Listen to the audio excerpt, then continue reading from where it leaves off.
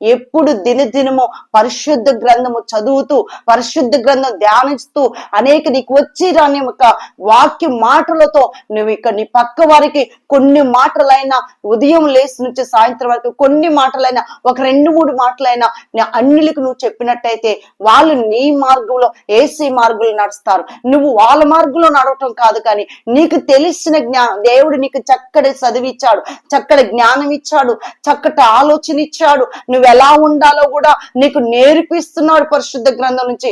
ఈ రోజు అలాంటి స్థితి లేదు, కానీ వ్యర్థమైన మాటలకి మనం ఎన్నైనా అనేక సొల్లు కప్పులు చెప్తాం, కానీ దేవుడి మాటలు మనం చెప్పమండి. ఈ రోజు దేవుడు మాటలు, పరిశుద్ధ గ్రంథము అనేక రీతిలుగా నువ్వు చెప్పినట్టయితే, ఎందుకంటే నీ యొద్ద నుంచి దుష్టుడు పారిపోతాడు.